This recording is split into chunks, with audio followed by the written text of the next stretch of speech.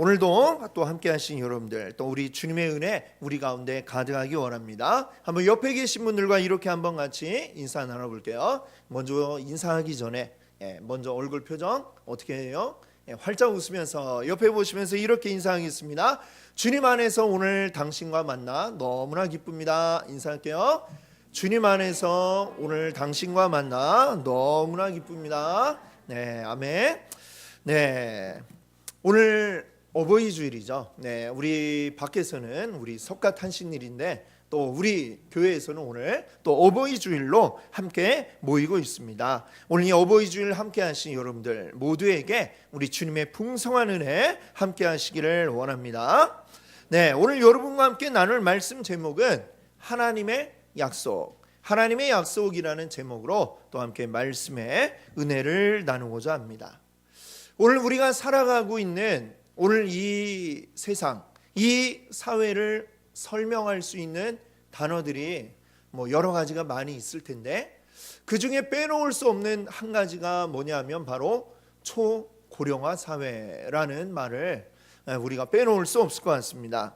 그냥 고령화 사회도 아니고 초고령화 사회가 되었다라고 이렇게 이야기를 하죠. 초가 앞에 붙었어요. 자, 어떨 때 우리가 초고령화 사회라고 이렇게 이야기를 하느냐 하면 그 기준이 있어요. 기준이 뭐냐면 전체 인구 가운데 65세 이상 되는 인구의 비율이 20% 넘을 때 그때 이제 초고령화 사회라고 이렇게 이야기를 합니다. 그러니까 20%면 어때요?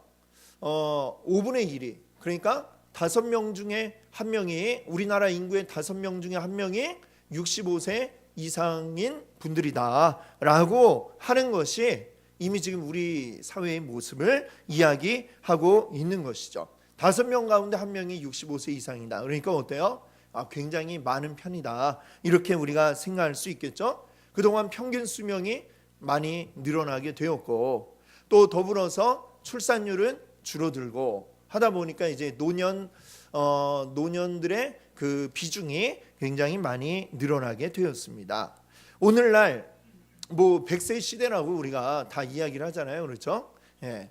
옛날엔 100세라는 것이 굉장히 까마득한 그런 분들은 정말 TV에나 한번 나오면 볼까 말까 한 분들이었는데 요즘은 옛날에 비해서는 굉장히 많이 뵐 수 있는 것 같습니다. 나이가 100세가 되신 분들, 그렇죠? 실제로 정말 100세 시대가 된 것 같다 이런 느낌을 받는데요. 정작에 회사에서 일할 수 있는 정년은 또 어떻습니까? 자꾸 줄어들었어요. 그래가지고 60세 이상은 일을 할 수가 없는 은퇴를 해야만 하는 이런 시대가 되었습니다. 자, 100세를 사는데 어떻게 생각해 보면 60세라면 이제 겨우 한 절반 조금 더 산 것밖에 되지를 않죠. 그렇죠? 100세를 우리가 산다라고 가정을 한다면 겨우 이제 절반 조금 더 살았는데 그런데 정작 요즘에 60세 옛날에는 환갑잔치 제가 어렸을 때만 해도 환갑잔치 이거는 일상적이었던 것 같은데 요즘은 환갑한다고 그러면 뭐라 그래요? 욕하잖아요. 그렇죠? 이 젊은이가 무슨 이렇게 요즘은 60세는 저기 이렇게 어르신들 모인 데 가서 낄 수도 없어요. 왜 애가 왔어? 이러고 찬밥 신세를 받기 때문에 그렇죠. 자, 이렇게 정말 좀 많은 사회가 많이 바뀌었다라는 것을 우리가 직접적으로 실감하고 있습니다. 아직 나이 60세면 힘도 팔팔하고 아직도 일을 할 수 있는데 정작 직장에서는 은퇴를 해야 되고 그러니 또 다시 새로운 일자리를 찾아야 되는 그런 가운데에 처하게 되었죠. 그런데 더불어서 또 경기가 침체기다 보니까 젊은이들도 또 역시 또 직장을 찾아서 지금 아주 불태우고 있는 그러다 보니 한정된 일자리 거기에 노년층과 또 젊은 청년층들이 함께 달라붙어서 경쟁을 하다 보니까 이런 것들이 점점 어떻게 돼요? 또 세대 간의 갈등으로 나타나고 있는 것을 보게 됩니다. 자, 거기다 또 노년층들이 또 이제 사회적 비용이 들어가죠. 노년층들에 대한 사회적 비용이 점점 늘어나고 그럼에 따라서 또 젊은 층들은 이걸 우리가 부담해야 되는데 또 거기에 대한 어떤 불만들의 목소리도 나타나고 있고 이래저래 해가지고 요즘에 사회적인 문제 가운데 참 빼놓을 수 없는 것이 세대 간의 갈등 문제가 또 아주 심각하다 이렇게 생각을 합니다.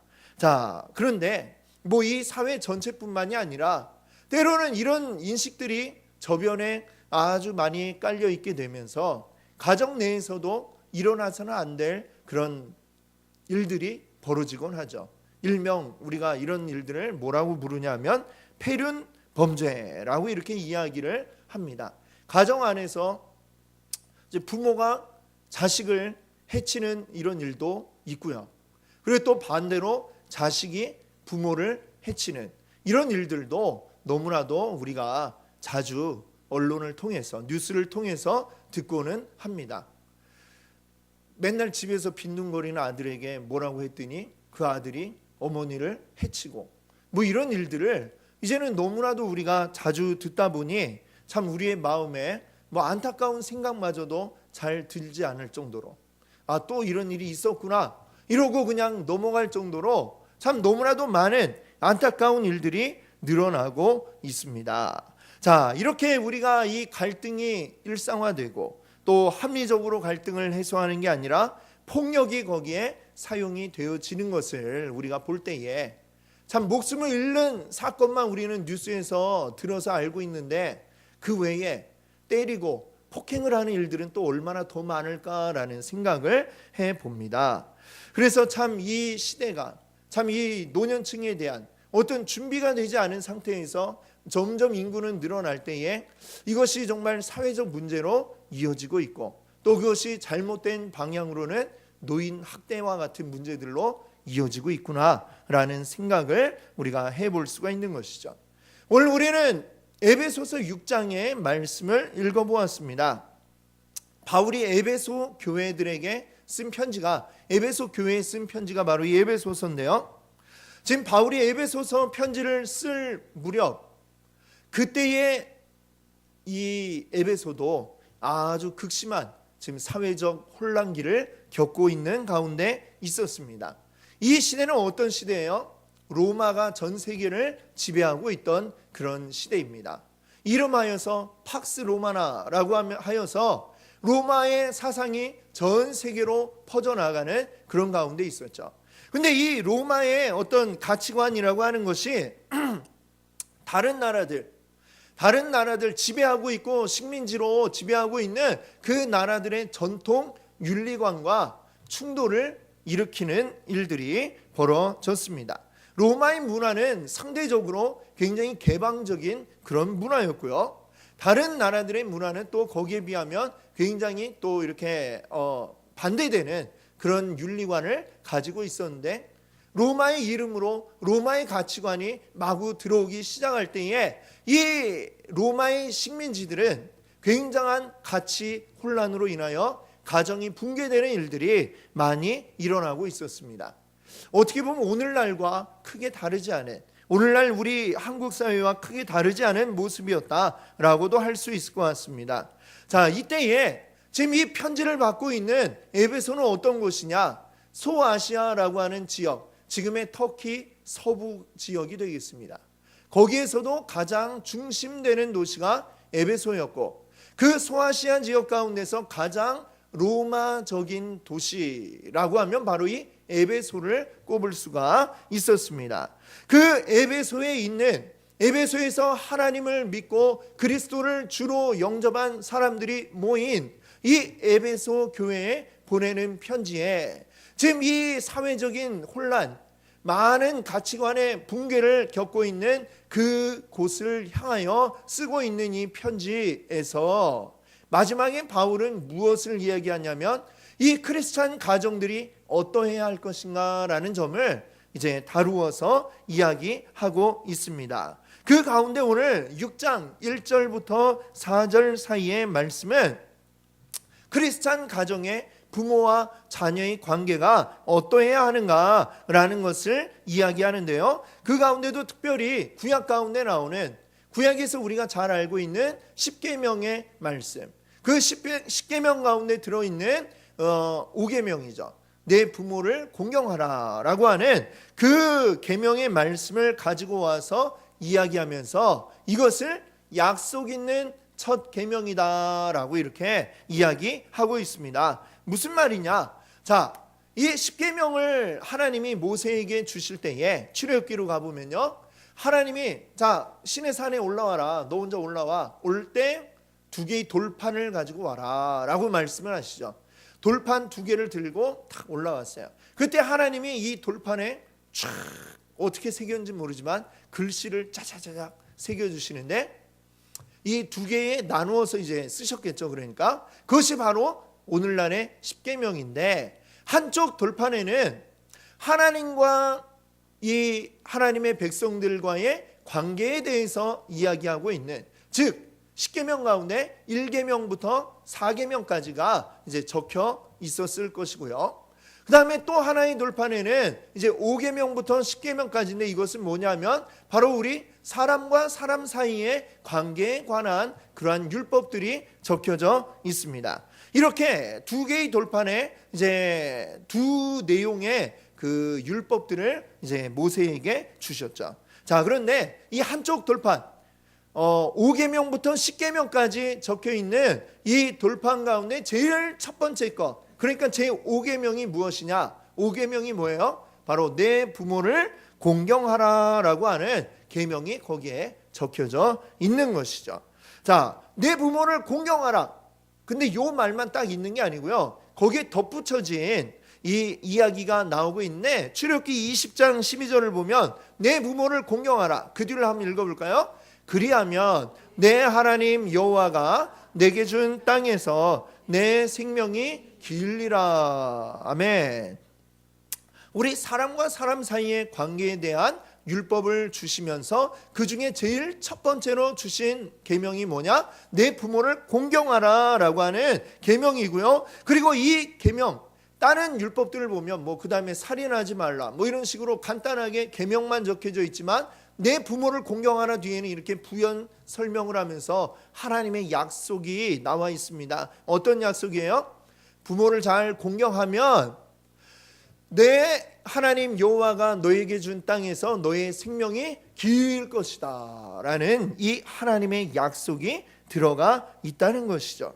그래서 지금 바울은 에베소 교회 성도들에게 이 편지를 쓰면서 부모에게 순종하십시오. 이것이 바로 하나님이 우리에게 주신 약속 있는, 즉 약속을 함께 하신 첫 번째 계명입니다 라고 이렇게 이야기를 하고 있는 것이죠. 자, 하나님께서 특별히 여기에 대해 부연 약속까지 하고 계시다는 것은 그만큼 이 계명이 어때요? 아주 중요하다라는 것을 우리가 알 수 있겠죠. 중요하니까 제일 앞에, 그리고 그 가운데도 어떤 약속까지 덧붙여서 이거는 꼭 해야 된다라고 우리에게 말씀하고 있는 것입니다. 자, 그러면 바울은 이 출애굽기의 계명을 가지고 이 에베소 교회 성도들에게, 그리고 오늘 우리에게 어떻게 설명을 하고 있는가? 먼저 우리 6장 1절, 에베소서 6장 1절을 한번 같이 읽어보겠습니다. 자녀들아, 주 안에서 이것이 옳으니라. 아멘. 자, 뒤에 보니까 부모에게 순종하라 하면서 뒤에 뭐라고 그랬어요? 이것이 옳으니라 라고 하고 있습니다. 이것이 옳다. 옳다라는 말은 뭐예요? 이거 당연히 해야 될 일이야 라고 이야기하는 것이죠. 즉 이거는 뭐냐? 일종의 자연 법칙이다 라고 이야기를 하는 것입니다. 부모에게 순종하는 것, 이거는 비단 기독교인들만이 강조하고 있는 것이 아니죠. 사람이 사는 곳에는 동서고금을 막론하고 부모에게 잘 해야 된다라는 이야기가 공통적으로 모든 인류에게 전해 내려오고 있는 것입니다. 우리나라를 한번 생각해 보세요. 조선시대의 제1의 가치관은 무엇입니까? 바로 유교죠. 유교에서 가장 중요하게 생각하는 게 무엇이었을까요? 바로 효도. 왜? 효가 곧 무엇과 연관이 되느냐? 임금을 잘 섬기는 것과 연관이 됩니다. 군사부일체 들어보셨죠? 임금과 스승님과 그리고 부모님은 마찬가지다. 동급이다. 똑같이 섬겨야 된다. 그러니까 어때요? 이 유교 가치관 안에서는 임금이 최고인데 임금을 잘 섬기는 게 이게 최고의 가치관인데 그것만큼 그걸 잘 하려면 이 부모에게도 잘하는 자들이 임금도 잘 섬긴다라고 하면서 이제 군사부일체 이것을 강조했던 것을 우리는 잘 알고 있습니다. 어디 유교만 그러겠습니까? 유교뿐만이 아니라 이 세상 인류가 사는 곳에 보편적으로 우리 모든 사람들이 자신을 낳아준 부모에게 잘해야 된다라고 하는 그 생각을 공통적으로 가지고 있었던 것이죠. 그것이 자연적인 순리이고 상식이었던 것입니다. 사람만 그럴까요? 동물도 역시 마찬가지입니다. 동물들, 여러분들 동물의 왕국을 보세요.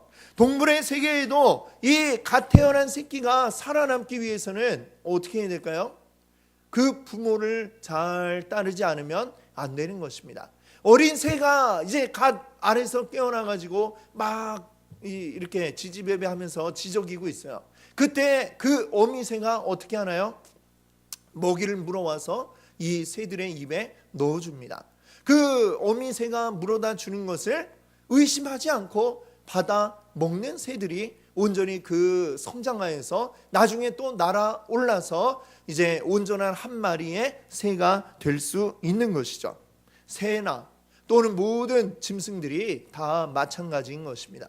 모든 동물들은 어떠한가? 자신을 낳아준 그 부모를 제대로 따를 때에 이 세상 가운데 살아남을 수 있고 생존할 수 있는 것이 그것이 바로 동물들의 법칙이다라는 것을 우리는 잘 알고 있습니다. 즉 부모에게 따르고 부모를 순종하고 따르는 것, 이것이 바로 뭐예요? 이 모든 자연 만물 안에서 통하는 유일한 법칙이다라고 이렇게 이야기를 할 수 있겠죠.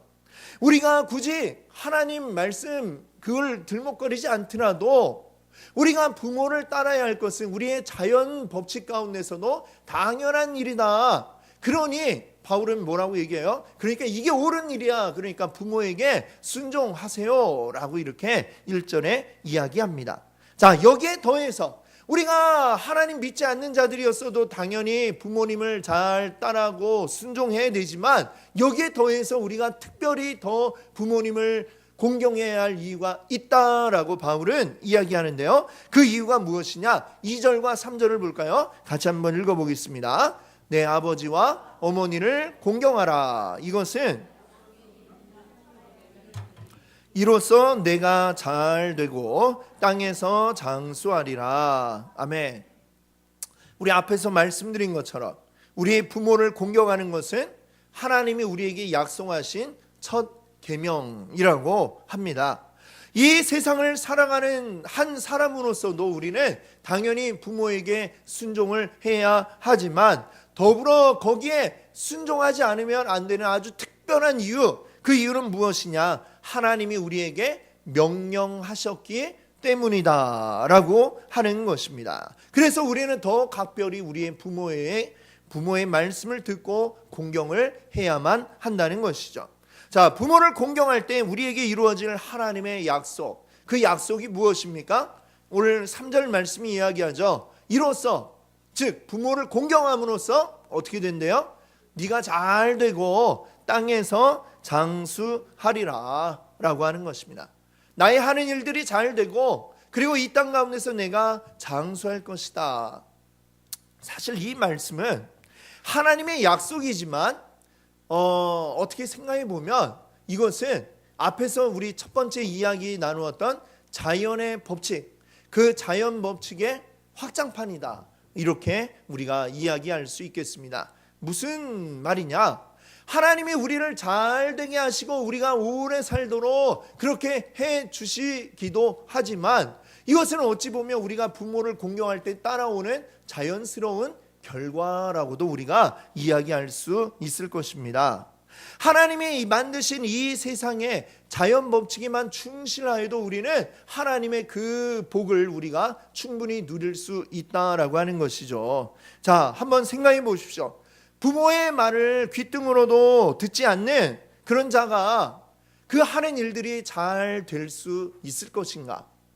잘 될 수 있을까요? 부모 말은 죽어라고 안 듣는 청개구리 같은 사람 어떻게 돼요?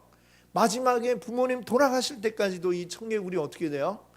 그때 와서야 겨우 이제 부모의 말을 순종한다고 하면서 냇가에다가 그 어미의 시체를 묻었던 청개구리. 너무 안타깝죠? 그렇죠? 이 부모의 말을 귓등으로 듣는 자는, 흘려 듣는 자들은 잘 될 수가 없어요. 왜? 부모가 그냥 하는 말들이 그냥 하는 말이 아니라 그동안 부모가 살아왔던 그 인생의 경험, 그 모든 것들이 다 녹아든 엑기스를 가지고 그 자녀에게 한마디 한마디 이야기를 해주는 것입니다. 그렇죠? 아닙니까? 맞잖아요. 그렇죠? 우리 부모님들이 다 어때요? 정말 내가 그동안 살아온 나의 경험과 내가 배워왔던 그 모든 것들이 다 내 안에 녹아들어갖고 그 엑기스를 이 자녀에게 탁 한마디 하는 거죠. 좀 씻어라.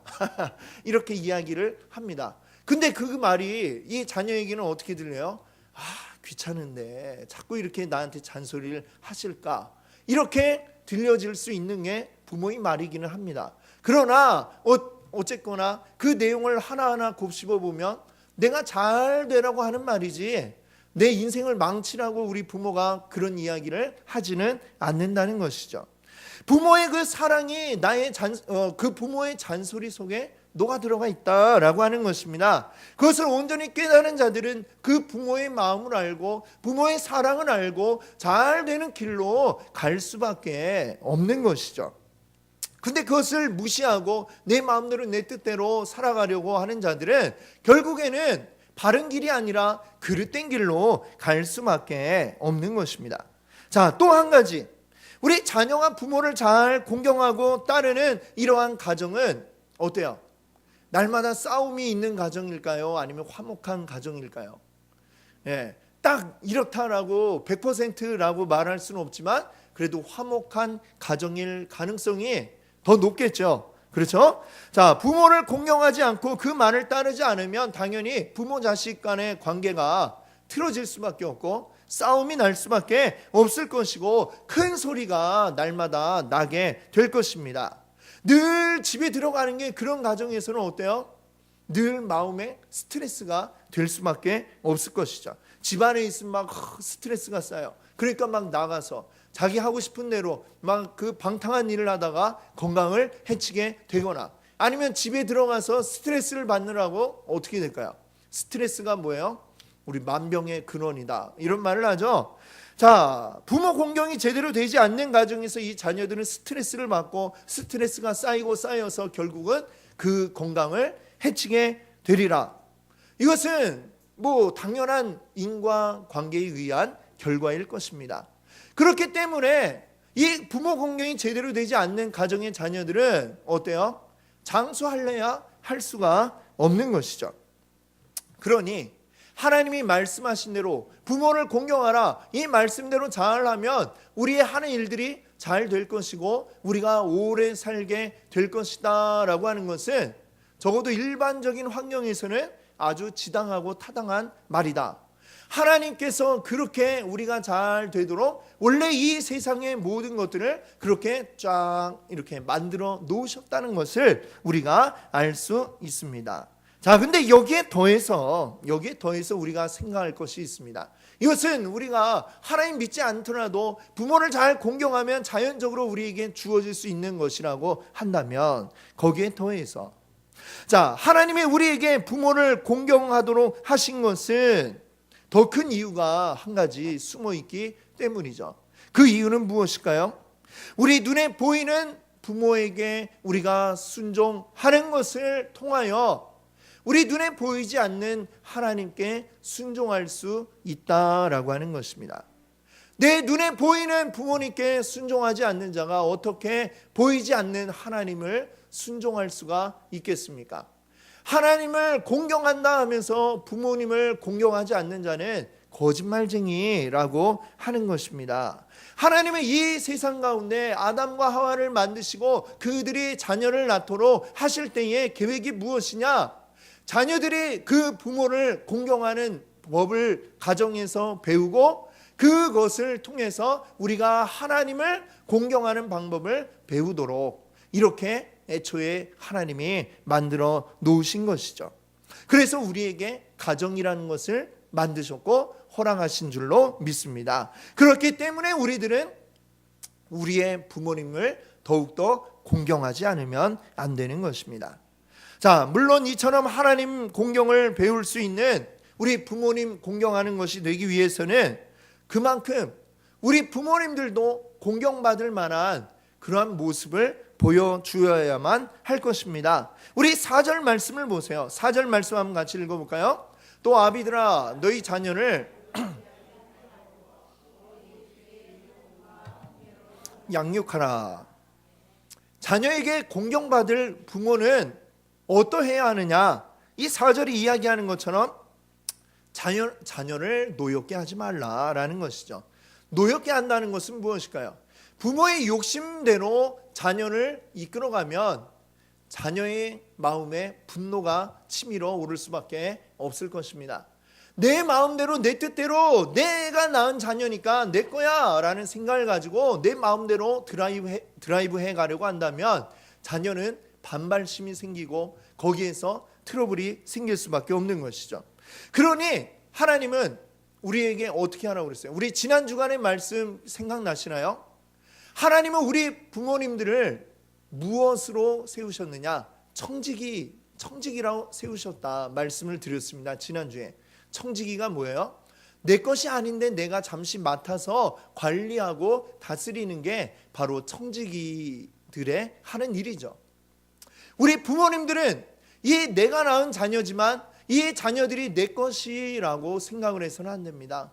하나님께서 나에게 잠시 맡겨주신 보물이라고 생각을 해야 하십니다.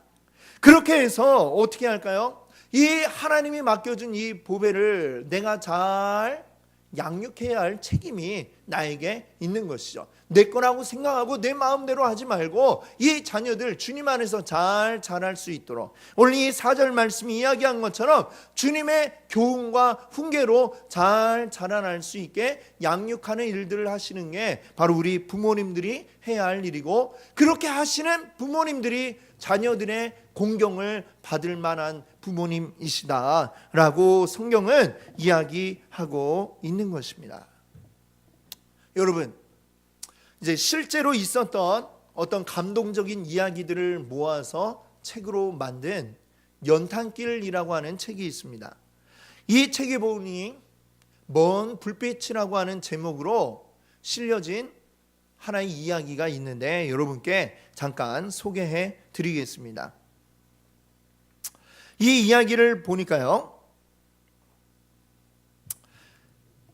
고등학교 때 맨날 사고를 치는 한 아이가 있었습니다. 현태라고 하는 아이였는데요, 맨날 사고를 치는 거예요. 맨날 친구들과 싸우고 패싸움하고, 그러다가 어느 날에는 또 심지어는 절도까지 해가지고 막 학교에 불려가고 경찰서에 불려가는 부모가, 그런 일들이 많이 생겼습니다. 그래도 아직 학생이기 때문에 훈방 조치돼서 풀려나긴 했지만 이대로 가다가는 이 아이는 언젠가는 반드시 교도소에 갈 수밖에 없겠구나라는 생각을 이 아버지가 하게 되었습니다. 아버지는 고민하다가 이 아이에게 충격요법을 써야 되겠다 생각을 했습니다. 그래서 어떤 충격을 주기로 했느냐, 이 아이가 교도소에 가게 되는 일이 생기기 전에 내가 먼저 교도소를 가야 되겠다, 이 생각을 하게 되었어요. 어떻게 생각하면 되게 우리의 상식을 뛰어넘는 그런 결정이지만 이 아버지는 생각한 거예요. 내가 먼저 가서 이 교도소가 얼마나 끔찍한 곳이고 사람이 가면 안 된다라는 것을 분명하게 알려주기 위해 내가 먼저 가서 보여주어야 되겠다라고 생각을 한 겁니다. 그래서 그 아버지는 어떻게 하느냐, 어느 날 길을 걸어가다가 옆에 보이는 귀금속 가게에 들어갑니다. 거기에 들어가서 강도인 척 가진 돈 다 내놔 하면서 시간을 질질 끌다가 경찰에 붙들려 가게 됩니다. 그리고 마침내 그 아버지의 생각했던 대로 교도소에 수감이 되게 됩니다. 어느 날 그 아들이 아버지를 면회를 왔습니다. 면회 온 아들에게 이 아버지가 이렇게 이야기합니다. 아들아, 이 아버지를 용서해라. 사는 게 너무 힘들어서 아버지가 순간적으로 잘못을 저질렀다. 아버지가 이 모양이니 넌들 바른 길을 갈 수가 있었겠니? 그러나 내가 한 가지 부탁이 있단다. 너는 꿈에라도 이런 곳을 기웃거려서는 안 된다. 이 교도소는 인간을 처참하게 만드는 곳이야. 너는 여기에 무슨 일이 있어도 와서는 안 된다. 약속할 수 있겠니? 이 아들은 그곳에서 네, 안 오도록 할게요. 노력할게요. 이렇게 이야기를 합니다. 그러고 이제 그 면회를 마치고 집으로 돌아오는데 그 길에 함께 했던 어머니가 이 아들 현태에게 이런 이야기를 합니다. 이 아들을 붙들고 눈물을 흘리면서 이 어머니가 이야기를 하는 거예요. 현태야, 내가 할 말이 있어. 너희 아버지는 사실 이렇게 도둑질할 사람이 아니야. 근데 일부러 교도소에 들어간 거야. 왠지 아니? 너 때문이야. 네가 자꾸 나쁜 짓을 하고 교도소에 갈 것처럼 행동을 하니까 아버지가 너에게 이 교도소가 얼마나 나쁜 곳인지, 사람이 가면 안 된다는 곳을 알려주기 위해서 네 아버지가 먼저 이 교도소에 가신 거란다 라는 사실을 이 아들에게 알려주었습니다. 그때 이 현태는 매우 큰 충격에 빠지게 되었습니다. 아버지가 나 때문에 교도소에 갔다니.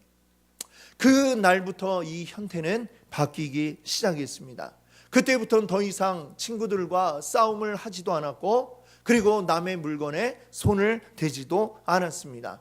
그때부터 공부를 하기 시작을 해서요. 그리고 마침내 고등학교 졸업하고 또 전문대학에 진학을 하게 되었습니다. 정상적인 삶을 살아갈 수 있게 된 것이죠. 이것이 바로 무엇입니까? 자녀를 사랑한 부모의 모습이라고 우리는 생각을 합니다. 그런데 이 이야기를 제가 이렇게 읽어보니 굉장히 우리에게 익숙한 내용 같다라는 생각이 들었어요. 여러분은 그런 생각이 들지 않습니까? 우리의 아버지, 사실은 여러분의 아버지들이 그러셨거든요. 어떤 아버지예요? 우리 하늘 아버지가 그러셨습니다. 우리가 죄 가운데 빠져서 그 죄 때문에 비참한 가운데 빠질 것을 염려한 우리 아버지가 직접 우리를 위해 이 어두움 가운데 오신 것이죠. 오셔서 우리를 위해 대신 죽으셨습니다.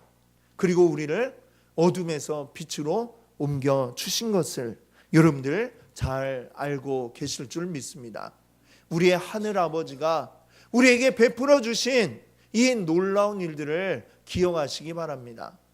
그리고 우리 부모된 자들은 어떠해야 하느냐?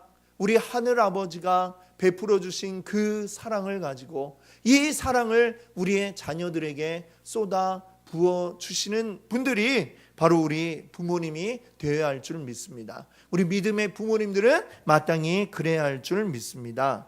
여러분, 이 아버지, 나를 대신하여 이 교도소에 들어간, 또 나를 대신하여 대신 죽은 이 아버지를 보여주는 게 바로 우리 부모들의 할 일이죠.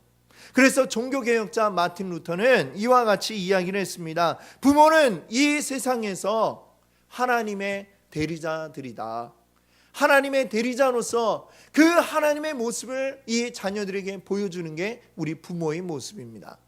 그와 같은 우리 부모님들에게 우리 자녀들은 어떠해야 합니까? 마땅히 공경함으로 우리 부모를 섬기고 이 하나님의 대리자인 부모를 섬기며 우리의 진짜 아버지이신 우리 하나님도 또한 섬기는 줄 믿습니다. 아멘. 이 모든 것들을 오늘 부모가 되신 분들, 그리고 자녀이신 분들 모두가 다 오늘 이 말씀을 기억하며 우리 하나님 안에서 하나님의 약속이 있는 첫 계명, 내 부모를 공경하라, 이 말씀을 기억하시면서 참된 우리 부모님들은 우리 아버지의 대리자로서 자녀들을 다스리시고 교육하시고, 그리고 자녀들은 우리 부모님들을 우리 하나님의 대리자인 분으로 온전히 깨달아 우리 부모님을 공경하고 섬기는 여러분들 되시기를 바랍니다.